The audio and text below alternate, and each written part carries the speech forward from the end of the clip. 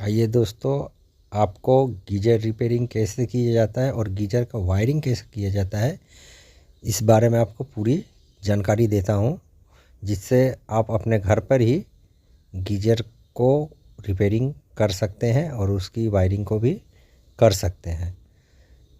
तो आइए आपको गीज़र के बारे में जानकारी देता है। जैसे कि गीज़र हम लोग का ठंडा के समय में गर्म पानी करने के काम आता है, तो उस वजह से गीज़र का हम उपयोग करते हैं। तो सबसे पहले बात करते हैं हीटर की। इसके अंदर एक हीटर होता है जो 2000 वाट, 1000 वाट, 1500 वाट का हीटर होता है। और इस हीटर को पावर सप्लाई देने के लिए हम 3 पिन टॉप प्लग का इस्तेमाल करते हैं, जिससे हम हीटर को सप्लाई दे सकते हैं।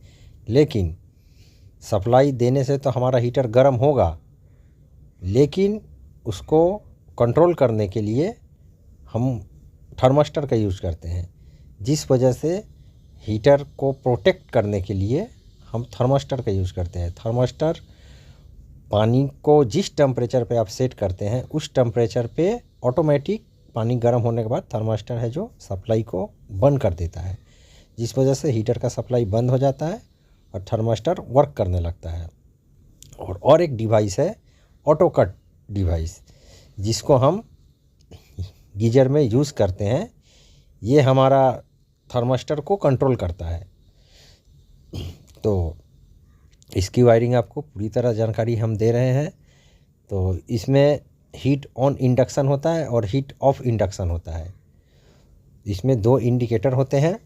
दोनों इंडिकेटर का काम है, आपको लाल इंडिकेटर आपको पावर सप्लाई को शो करता है और ग्रीन इंडिकेटर आपका हीटिंग को शो करता है।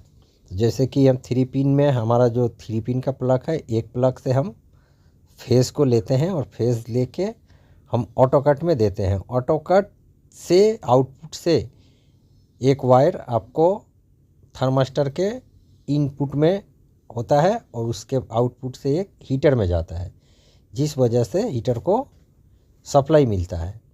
और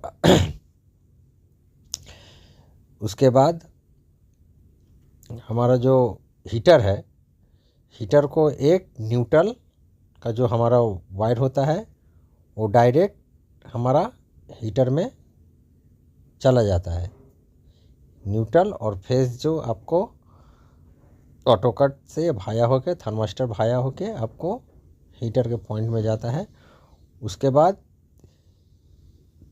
ऑटो कट से ही एक वायर आपको एनसी स्विच में चला जाता है, जिससे हमारा ऑटो कट कभी भी ऑफ अगर हो जाए, आउटपुट अगर ट्रिप हो जाए, तो पूरी ही सप्लाई ही बंद हो जाएगी।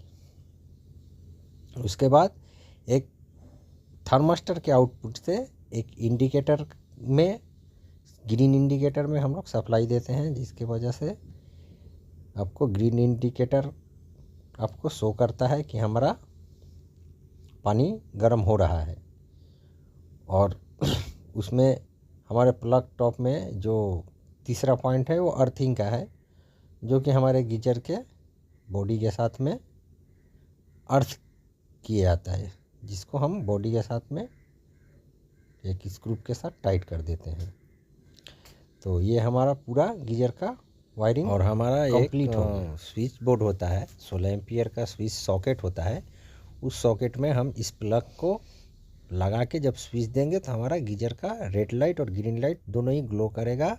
और जब पानी टेम्परेचर के हिसाब से, थर्मास्टर के टेम्परेचर के हिसाब से जब गर्म हो जाएगा, तो आपका जो थर्मास्टर है वो ऑटोमेटिक लाइन को क्लोज कर देगा। लाइन बंद होने की वजह से आपका ग्रीन लाइट ऑटोमेटिक बंद हो जाएगी। इसका मतलब है कि आपको जितना टेम्परेचर पानी की ज़रूरत है, उतना टेम्परेचर में आपका पानी गर्म हो चुका है।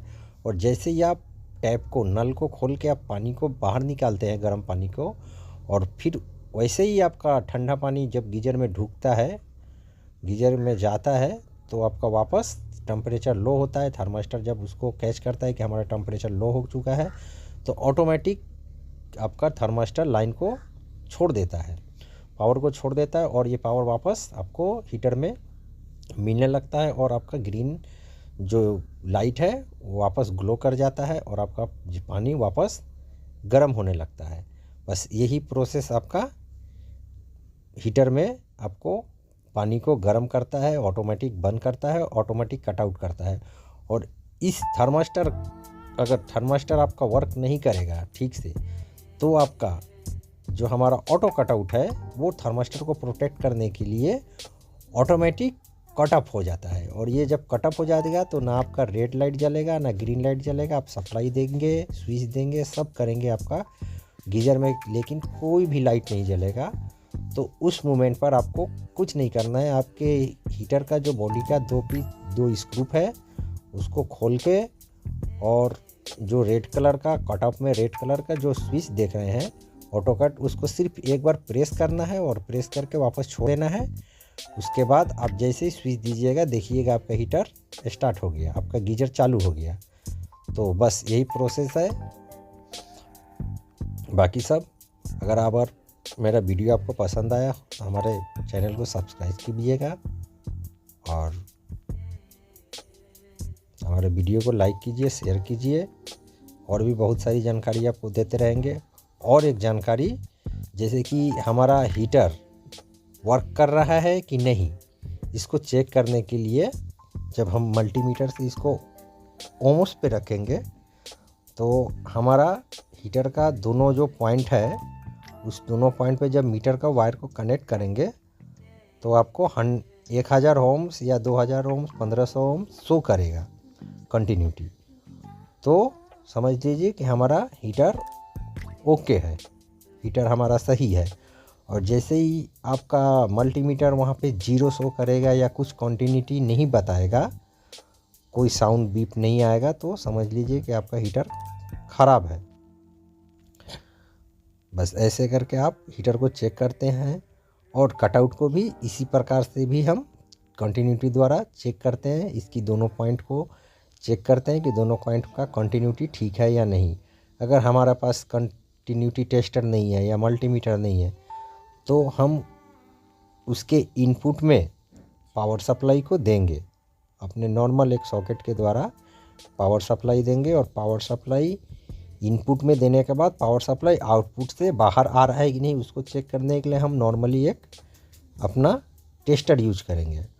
और उस टेस्टर से हम देखेंगे कि हमारा जो इनपुट सप्लाई दिए हैं वो सप्लाई हमारा आउटपुट में आ रहा है कि नहीं। अगर आउटपुट में हमारा सप्लाई आ रहा है तो हमारा जो फेज से आपका टेस्टर ग्लो करेगा, टेस्टर जलेगा, तो इसका मतलब है कि हमारा कटआउट वर्क कर रहा है, हमारा कटआउट सही है। तो आशा करता हूँ कि आपको हमारी जानकारी बहुत अच्छी लगी होगी। तो दोस्तों, मेरे इस वीडियो को आप ज़्यादा से ज़्यादा शेयर कीजिए और चैनल को सब्सक्राइब कर लीजिए। बस और भी बहुत सारी जानकारी आपको मैं आपके सामने लाता रहूँगा। तो